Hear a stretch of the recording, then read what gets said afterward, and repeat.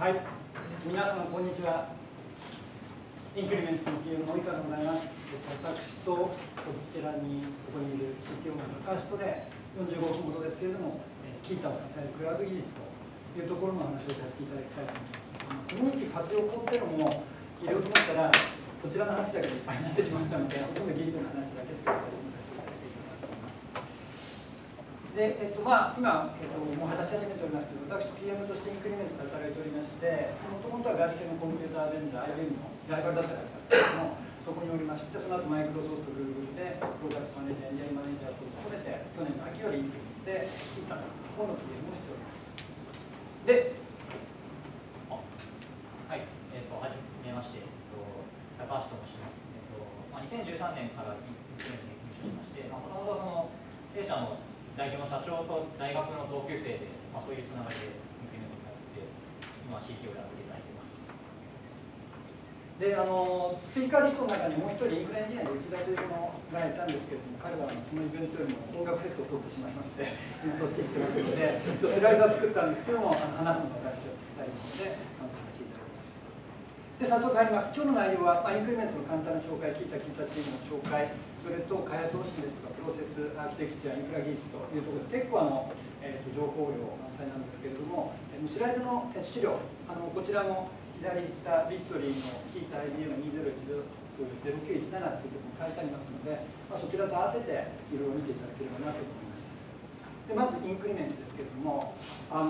キータチームというサービスを作っている会社なんですけれども、2012年のウルビに、ウル年ウルビに、創立された会社でして、現在社員数19名で、半分ぐらいが技術系の人間で、一部事業系ですとかコーポレート系の人間が出てたんですけれども、基本技術の会社という形で非常に若い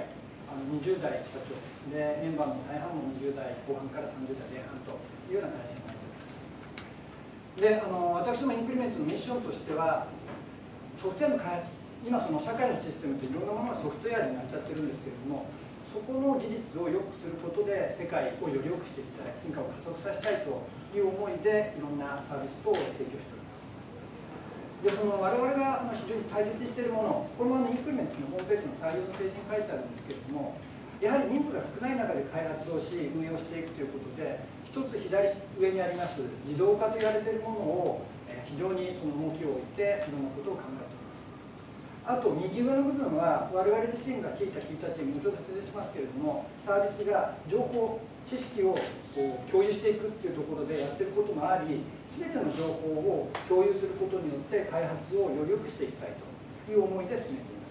いわゆるその知識マネジメントのところで暗黙知、形式知っていう言葉があるんですけれども、できるだけ形式知でテキスト化する情報を共有することによって開発の効率性ですとかクリエイティブさといったものをそれを高めていきたいというふうに考えています。で、あと左下、多くのスタートアップと同じようなんですけれども、やはり人数が少ないということもあるので、今やるべきことっていうのをしっかり考えてそこに集中していくというような開発をしておくと思います。あと右下、チーム技術という本があるんですけれども、ライリーさんが書いております。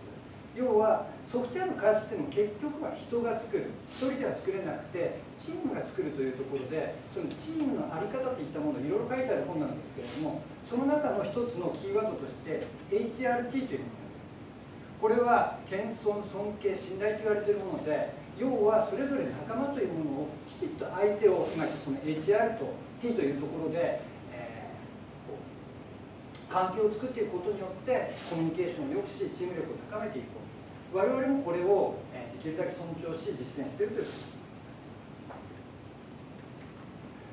とです。で、先ほど言ったようにこういったミッションで会社は運営されているわけですけれども、実際作っているサービスとしては皆さん知っててほしいなと思います。キータ使われている方、ご存知の方ってどのぐらいいらっしゃいますか？そのプログラマーの情報共有コミュニティサイトと言われているものをキータ、それと同じような情報基盤を使って組織に閉じた情報共有をしてもらおうと言われているキータチーム、あとこの2つが使っているそのフォーマット、マークダウンと言われているものをよりよく簡単に書けるというためのエディターである小人、この3つがメインのサービス製品となっています。でもキータ皆さんご存知だったと思うんですけれども、マークダウンで書けます。タグやストック、検索と言われているもので簡単にその走行にたどり着きます。であとはその編集リクエストっていうのが我々一つ特徴的なんですけれども、今までの個人のブログだと書いたものを個人がきちっと書き、例えば時代遅れになってしまったもの、間違ったものがあったとしても指摘されたらそれをちゃんと自分で確認し、ちゃんとその更新していかなきゃいけないというところがあって、なかなか敷居が高かったんですけれども、この編集リクエストっていうのは何か指摘するだけではなく、最新の状況ではこうなってるよっていったことを直接もう直してしまって後の作者さんに送るということができる。要はコンテンツをコミュニティ、みんなで育てていくっていうような発想を持ったんです。これが一つユニークな特徴というふうになっています。であとは先ほど言いましたようにマークダウンを書きやすくする小人と言われているものを使ってパブリックな聞いたみんなでその情報知識を共有していこうというものがあります。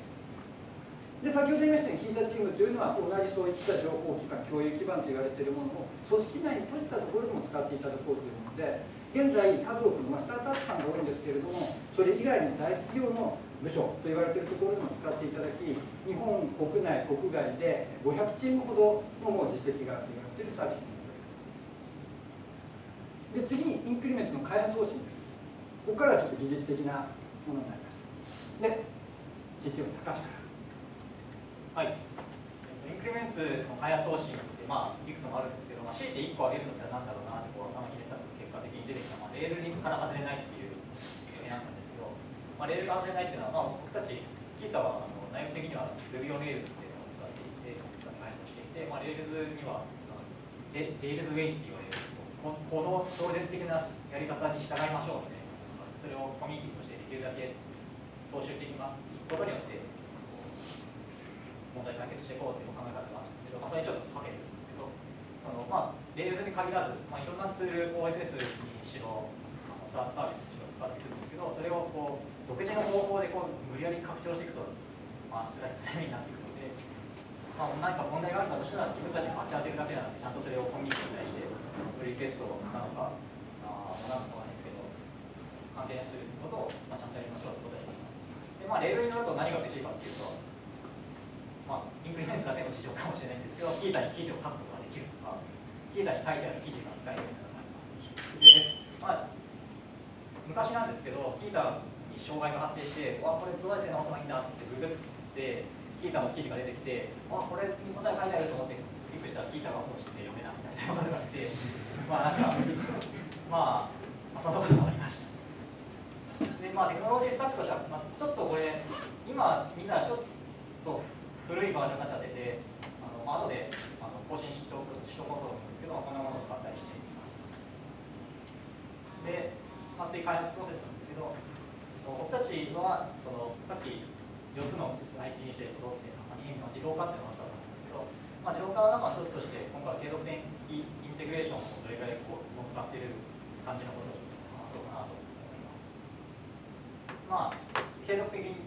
インテグレーションって一般的な CI って言われるわけですけど、CI っていうと基本的にはテストとか、ビルドメだと思うんですけど、うちのテストとか、イントロとか、タジックとか、あと他にはデプロイとか、依存パッケージの定期更新とか、インフラ構成の変更みたいなのを CI を使ってやっています。テスト、これは多分一般的な使い方だと思うんですけど、CI のサービスとして、例えば Jenkins とか、Travis CI とか、有名なサービスたくさんあると思うんですけど、ツールはたくさんあると思うんですけど、弊社ではサークル CI っていうのを使っています。で、GitHub に、コミットをプッシュするなり、プリクエストを作るなりすると、サークル CI が走って、リンターで文法チェックをして、アンスペクとかで、テストが走るというふうになっています。で、テストは普通なんですけど、デプロイを CI を使って自動化しています。いわゆるチャットオプスっていう単語で伝わるかわからないんですけど、最近チャットボット経由でいろんなことを自動化していきましょうみたいな流れがあると思うんですけど、弊社ではそのチャット経由でデプロイしていて、一番左にいるキータンっていうのがうちのチャットボットの名前なんですけど、そのボットにデプロイしたいっていうとデプロイしてくれるみたいな感じになっています。で、その後ろ側ではサークル CI のリズムが走って、その中でキャピストラーナっていうツールが走っていて、それを使って、AWS のにデプロイが走るという感じになっています。それをちょっと図で表すとこんな感じになっていて、左下の緑の丸くやつがキータンっていうットボットのアイコンなんですけど、彼にお願いするとこんな感じでデプロイがしています。はい、これが実際にやっている時の感じです。デプロイしたいというと、デプロイする用のプルリクエストが作られて、そのプルリクエストをマージするとサークル CI の上で実際にデプロイが走る。で、次に依存パッケージの定期更新なんですけど、Ruby なのでバンドラーっていう依存パッケージの管理ツールなんですけど、それをサークル CI で毎日1回バンドルアップデートっていうのを走らせています。なんかこんな感じでサークル CI の設定でサークルヤムルっていうファイルになるんですけど、その中に特定の環境変数が入っていたら普通のビルドではなくてバンドルアップデートをして、その結果をプルリクエストにしろみたいな感じのことをやっています。概念的なこんな感じで、毎日クーロンサーバーで定期的にサークル CI にリクエストが飛んで、サークル CI からプルリクエストが使われて、実際に出来上がったプルリクエストをスタッフが目視で確認して、これは問題ないですね、ここで管理するということになります。で、最後の CI でインフラを変更するってやつなんですけど、ご存知の方いるかわからないんですけど、テラフォームっていうツールを使っています。テラフォームは一言で言うと、インフラをコードで管理するためのツールなんですけど、それをサークル CI、テラフォームって普通は人間が自分の手元でコマンド実行して使うものなんですけど、それを CI の上で使うようにしています。で、テラフォームはソフトレイヤーとかオープンスタックも少しサポートしているので、IBM のクラウドでも使うと思えば使えるかなと思います。概念的にはこんな感じになってて、デベロッパーが GitHub にテラフォームのコードを変更するプリクエストを作ると、それがサークル CI がテラフォームを使って簡単に提供していく。こんな感じでCI のこといろいろ話してきたんですけど、それを全部書いてきた図を無理やりガチャンってやると、こんな感じになってて、よくこういう時って GitHub が中心に描かれる、描いて私たちは GitHub めっちゃ使ってますみたいな感じの図を見ることって多いんですけど、うちの場合は、もちろん GitHub もすごい使ってるんですけど、割とサークル CI ツールの真ん中にいることが多くて、彼とそのサービスを使っていろんな各種タスクを自動化したりしています。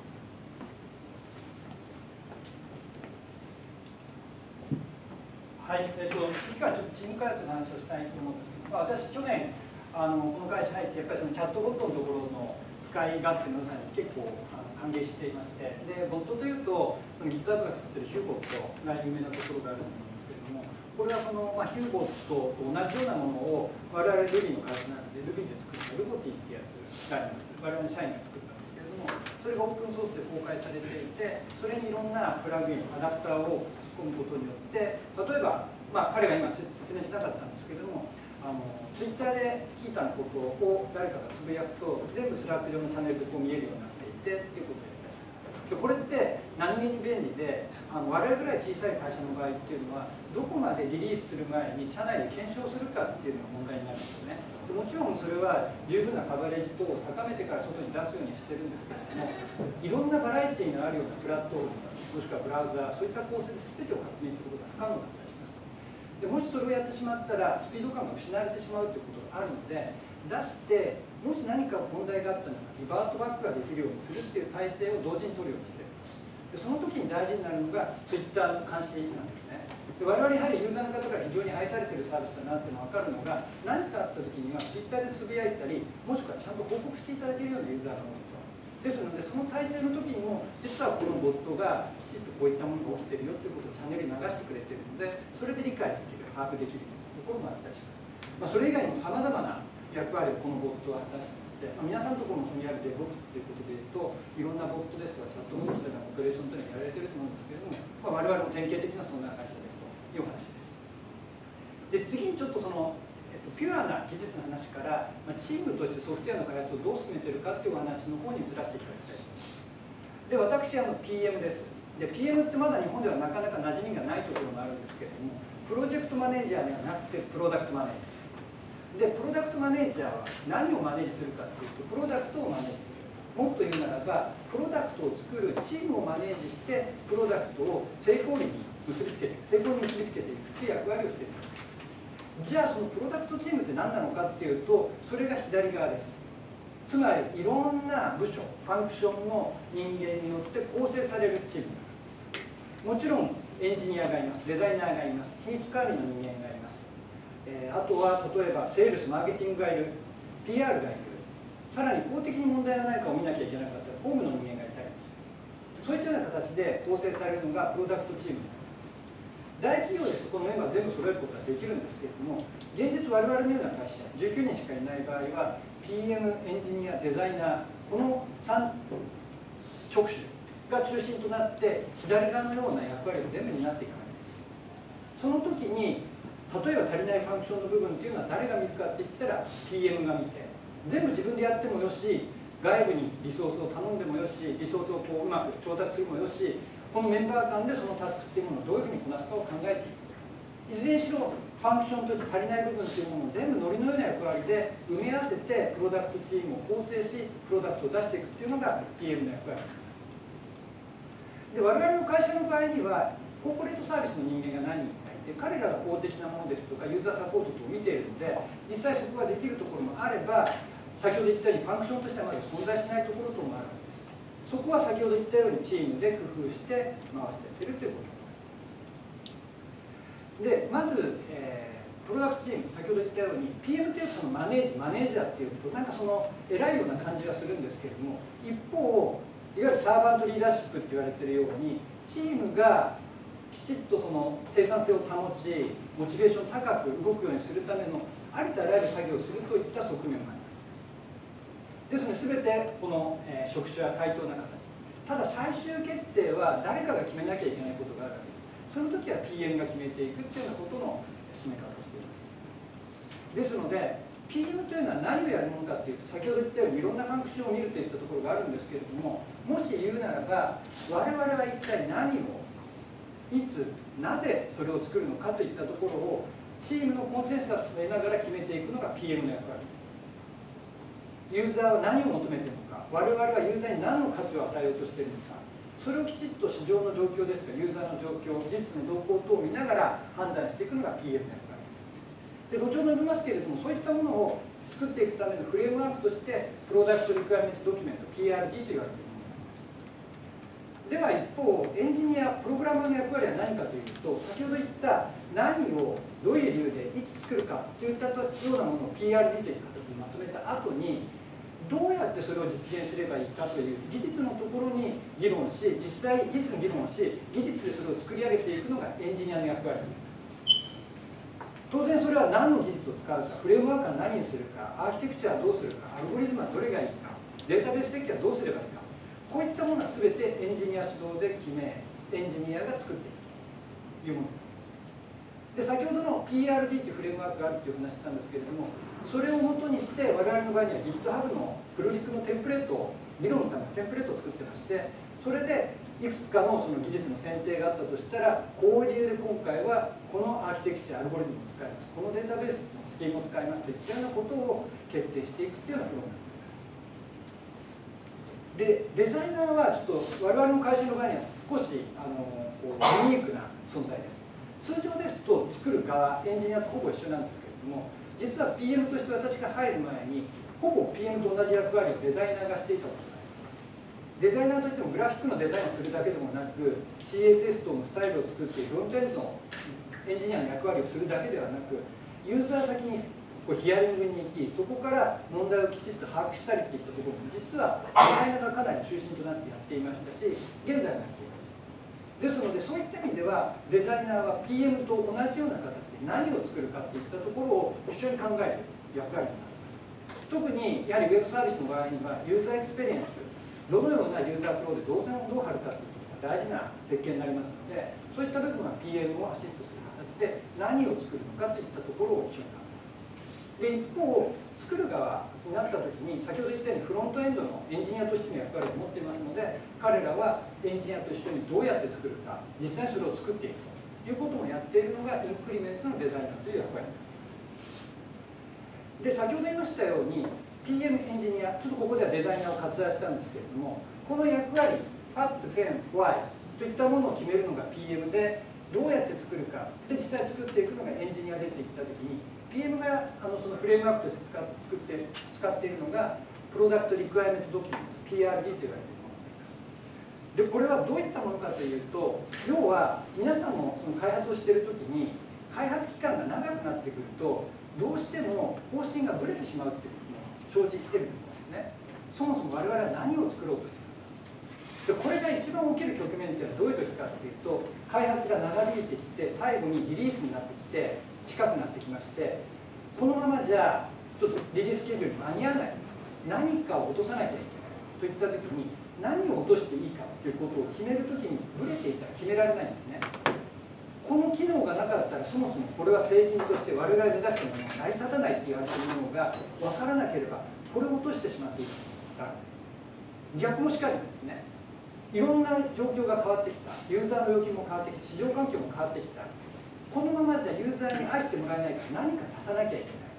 もしくはこれちょっと追加できそうな感じになってきたんだけどどうしようって言ってそれを足すべきかどうか。よくありますよね。なんかこの製品作ってたんだけれどもユーザーのアンケート、ユーザーのアンケートちょっと脱線するんです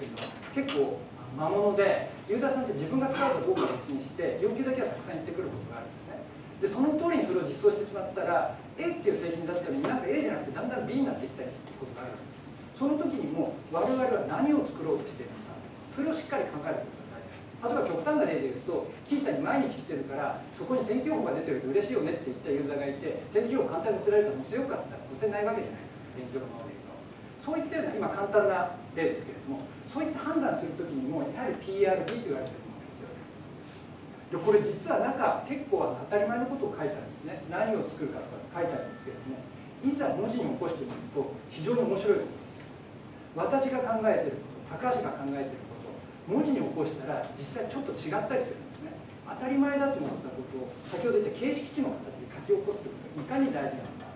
であとそのロジカルシンキングであるニーシーという漏れなくっていう考え方ありますけれども、それを突き詰めていくと何をやらないか何をやるっていうことで実は突き詰められてなかったものがたくさんこのフレームワーク使って分かる。そういったような面でもこれは使えます。でこういった形で PM が何を作るかって決めていくんですけれども、質問としてはじゃあそれは PM だけが決めるんですかっていう話があると思います。でこの答えはノーです。で実際には我々会社のミッション、先ほど申し上げたように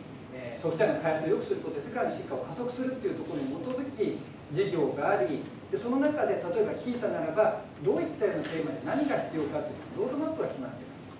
で OKR、オブジェクティブキーリザルツ、これも最近日本にも使われるようになってきた四半期ごとのゴール設定ですけれども、それに基づいて進めていくっていうある程度のみんなで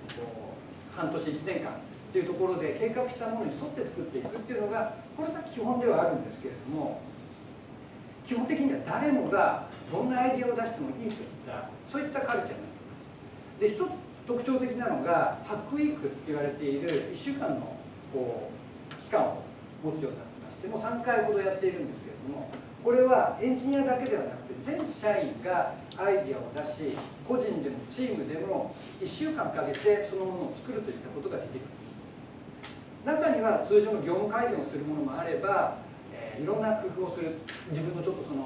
勉強したいものを少し1週間やってみるといったものもあるんですけれども、いずれにしろ自由なことができるといったものになっておりまして、で例としてはキータチームっていうのを使われている方ご存知だと思うんですけど、カスタム絵文字っていったものが製品にその成果として入るようになってきたりとか、あとこれも、1、2週間、3週間ぐらいかな、やったそのハックウィーク3っていうやつで出てきたキータチームが今後どういうことをやりますっていうロードマップみたいなウェブサービス、ウェブページを出したんですけれども、それもこの成果として出てきました。でこれは事実に直接関係ないところでいうと、キータショップって言われている彼が着ているようなああいった T シャツを今回リニューアルして新たなショップさんと契約してやってるんですけれども、これも実はこのハックウィークというところが出てきます。でちょっと技術は関係ない、開発は関係ないところもあるんですけれども、いずれにしろこういった形で社員が自由に考え、チームを組み提案し、その期間中にプロトタイプなり、もしくは実際の出せるところまで作ってしまって、それを開発としての成果として製品に取り組んだり、いろんな会社としてのオフィシャルな公式のサービス事業として入れ込んだりということができる。もう一つの例があります。我々JavaScript フロントエンドのところで非常にオピニオニストな、結構ツイッター等で過激なことを言う水地っていう本名は全然違うんですけど、水地っていう人間がおりまして、で HTML5 Experts.jp って言われているウェブ系のフロントエンドが中心になっているメディアがあり、そこで、9月の頭ぐらいから記事公開されたやつがあって、タイトルが「キータのスライドモードは美術が勝手に作った」って書いてあります。でこれ実際記事の中からの引用なんですけれども、なんか適当に作ったらそれが評判良かったから出ちゃいましたってことを言ってて、実際そうなんですね。でこの背景っていうのはどういうものかっていうと、彼はずっとあるリファクタリングをやっていて、要はその情報コードをきれいにしないとちょっと次のものができないってことでやってるんですけれども、ご存知の方に言ってますけど、リファクタリングってモチベーション下がってしまうことがあると。サイドプロジェクトで何かないと僕辛いっすって感じだったので、その時に、スライド機能がささっとできちゃうんでやりましょうかって話になって、で PM の私としてはちょっとちゃんと理解しなきゃいけないんで、それはまずユーザーが本当に求めてるものなのか、キータに対して価値を追加するものなのか、どうだろうってちょっとどっちかっていうと後ろ向きな発言をしたんですけれども、これ高橋ですけれども、ちょっとチームの中で話したときに、確かにプログラムの勉強会でやろうとしたときに、今のいわゆるスライド機能云々っていうのは、なかなかそのコードスニペットがたくさん入ったりしたときに、便利じゃなかったり、デザイン凝ったりしなきゃいけないから大変かもしれない。価値はあるかもしれない。ということで、じゃあとりあえず動くものを作って、で、試してみると。で先ほどの PRD っていうのを誰か作れないかな、共同編集っていう聞いたチームの機能を使ってくれば、後から更新してやりますよって言ったら、デザイナーの富根というのが、じゃあちょっとやっておきますよってささっと作ってくれて、PRD を作る。そう、PRD 作ると、実際に動くものがあったとしても、出すまでっていうのは、いろんな他のことを考えないといけないんですね。今回ちょっと我々キータチームのキータのスライドモード実は使ってないんですけれども、使うときにはリモートマウスの扱いどうしよう、カンソールのときに動きはどうしよう、ユーザーとしても発表者はいる、皆さんに聞いてる人はいる、キータにそのまま投稿されるので、キータの投稿として閲覧する人がいる。それぞれの時にユーザーの期待値って違うんですね。それをきちっと定義し、どこまで実装するか、それを考えなきゃいけない。で、あとは先ほど PRD の大事な役割として、何をやる、同時に何をやらないというのを決めない。スライドを作ったら、当然、パワーポイント、キーノートに対抗したくなるっていう、どっかで我々の中にも欲が出てくるんですね。でも最初からそういうものじゃないよって決めておくことによってやらない、落とすものっていうのは必然的に決まってくる。そういったものを PRD にきちっと書いてリリーススケジュールを考えてということで出たのがスライドモードですので、ここでお伝えしたいのは誰もが起案できるということと PRD っていったものを別に PM ではなくて誰かが作り、最後は PM が結構まとめていくところがあるんですけれども、チームとしてそういった一番最初のところのアイディアの発案ですとか開発の部分まで進めていくってことをやっているというお話をちょっとこれを例にしてお話しさせていただきました。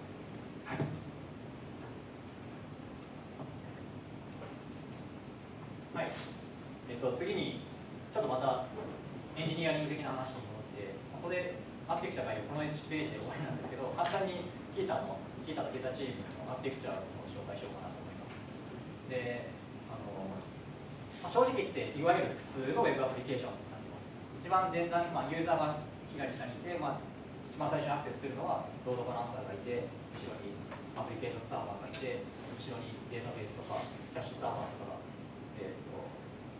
検索サーバーとかがいてっていう構成の、ウェブアプリケーションあるみ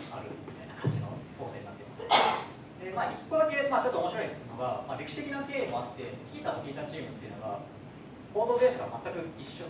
共有されているんですね。で、両方ともレールズなんですけど、GitHub 上でも一つのリポジトリがあって、キータっていうリポジトリとキータチームっていうリポジトリがあって、キータっていうリポジトリだけがあって、その中にキータとキータチームが両方入ってるみたいな。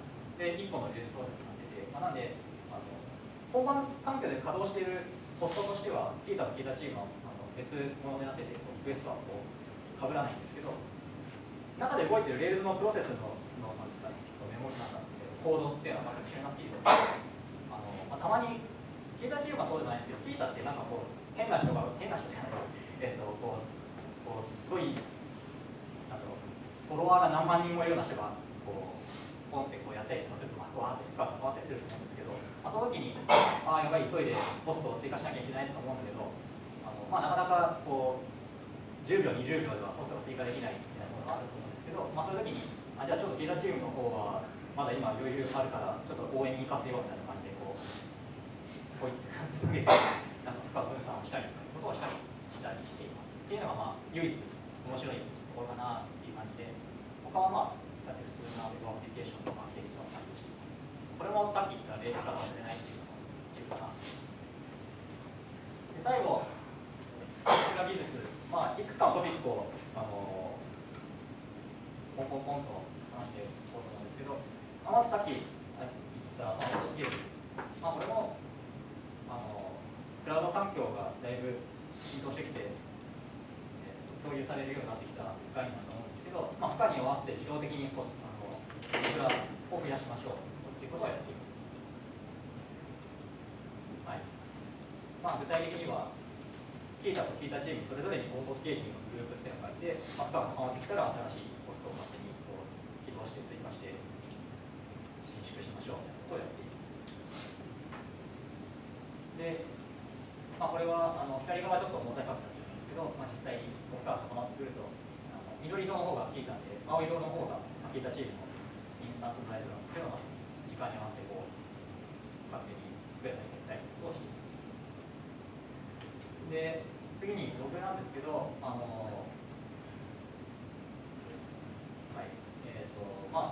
ェブサービスに限らず、何事もユーザーの行動ログとか、いろんなログを集めて、先ほどビッグデータみたいなバズワードっぽいものがありますけど、それを使って解析したいみたいなことはあると思うんですけど、キータでもそのログはちゃんと重要な考えていて、ちゃんと収集しましょうということをやっています。実際具体的にはプリベント D を使って収集したものをS3、AWS のサービスですけど、S3 と Google の BigQuery というところに置いて、それをやっています。そうですね。具体的に言うと、各アプリケーションインスタンスにプリベント D のプロセスがいて、そのプリベント D の収集したログデータを集約するプリベント D サーバーが真ん中にいて、CX らが集めたログデータを S3、ストレージに連続化したり、BigQuery というサービスにロードしたりということをして、で、BigQueryに載ったデータをスタッフが見たりしたりということをしています。で、次もイタリックなんですけど、弊社ではニューレリックっていうサービスとデータドックっていうのとページャービューティーっていう3つのサービスを掛け合わせて使っています。アプリケーションの監視にはニューレリックを使っていて、使っているんですけど、それ以外のインスタンスコストのより低レイヤーっていうか、物理的なメトリックの収集と監視というのにデータドックを使っていて、そのニューレリックとデータドックがパフォーマンスの劣化とかを検知すると、ページャーデューティーっていうサービスに通知を飛ばして、ページャーデューティーっていうのは受け取った通知をから実際に電話を飛ばしてくるっていうサービスで、なんで夜中に午前4時とかにたまに異常なユーザーが異常なリクエストが飛ばしてくると僕のところに電話が鳴って起こされることが起きたりします。でそれは実際には各インスタンスに DD エージェントっていうデータロックってサービスが公式で提供しているエージェントをインストールしていて、その DD エージェントが各種メトリックをデータベッドに送っています。あとはニューレリックについても各インスタンスにして、それがニューレリックにデータを飛ばすということができます。でこれはデータドックの上に作っているそのキータとキータチームの今のこの瞬間どうなっているかっていうのを見れるダッシュボードになっているんですけど、今左上が大きいになってるんですけど、少しでも変なことになってくると黄色くなって赤くなって電話が鳴るみたいなことになっています。でさっきページャーデューティーで電話かかってくる話をしたんですけど、データドックのニューレリックで異常が発生すると、チャットにスラックを使ってるんですけど、スラックにメッセージが流れてきて、そこで気づければいいんですけど、気づけなかったときにはページャーデューティー経由で電話がかかってきて、電話がいっぱいという感じで対応したいということをしています。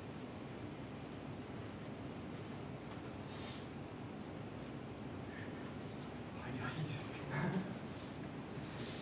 すごい早く考えてるんですけど、なんか他にやってみましょうか。でもこんな感じです。なので、基本そのレールから外れないっていうところは非常にあって、でもこれってもう一方の精神的なものが入ってるなと思うんですよね。つまり我々がだから本当に王道と言われてることを素直にやっていくっていうところももちろんあるんだけれども、当然外れることはあるんですね。でもその外れたものっていうのを組織の中で閉じてしまったらいつまでも外れたままなんですよ。なのでそういったものは全てオープンソースで公開できるものは公開したり、先ほど言ったようにオープンソース側の方にプルリクエストを送って標準機能として採用してもらえるのだったら採用していこう。よくあると思うんですね。いくつかのオープンソースを使っていて、でも自分たちの組織のやり方に合わないから社内にもエンジニアがいるんで修正かけました。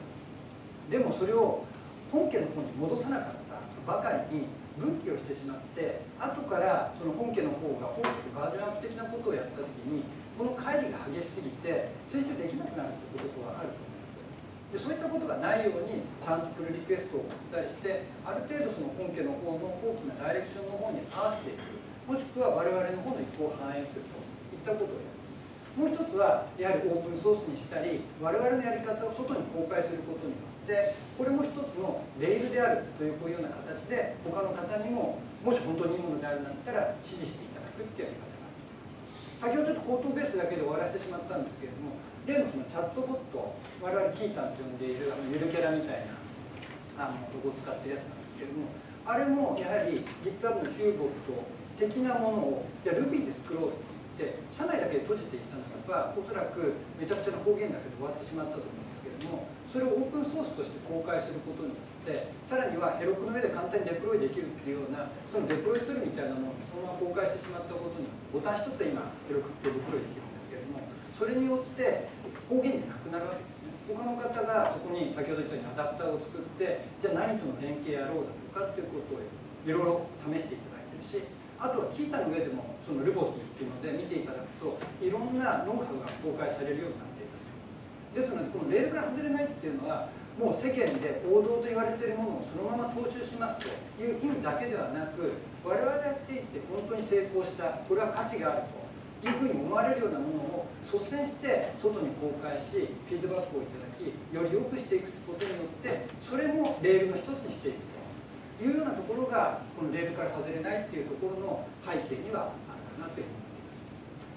す。であとそのチーム開発のところは先ほどの4つの点をここで挙げてるだけなんですけれども、面白いなと思うのが開発の中でこういうことをやるのと同時にやはり社員の半数以上がエンジニアであるということもあってコーポレートサービスバックオフィス要はエンジニアじゃない人たちにもそういった精神だったりですとかツールだったりって言われたものそういったものを使いこなすようになってプログラム書けない人も結構いるんですけれども、ただそれでも最近面白かったのが社内の倫理承認システムを GitHub でやるんですね。 GitHub でマークダウンで書いてもらってそれをプルリクで送るようにするというシステムでそれで承認システムっていうのを回し始めたりすると。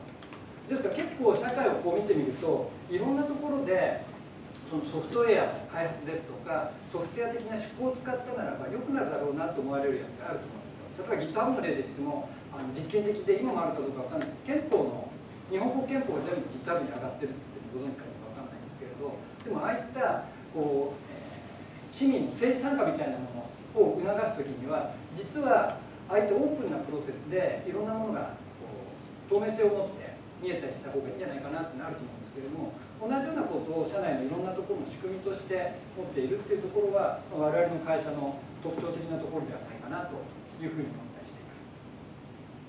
ということでちょっとなんか駆け足すぎちゃったところも若干あったかと思うんですけれども、以上で我々のお話は終わらせていただきます。で、いつもちょっと言わせていただいてるんですけどもエンジニアも PM も全然足りないんで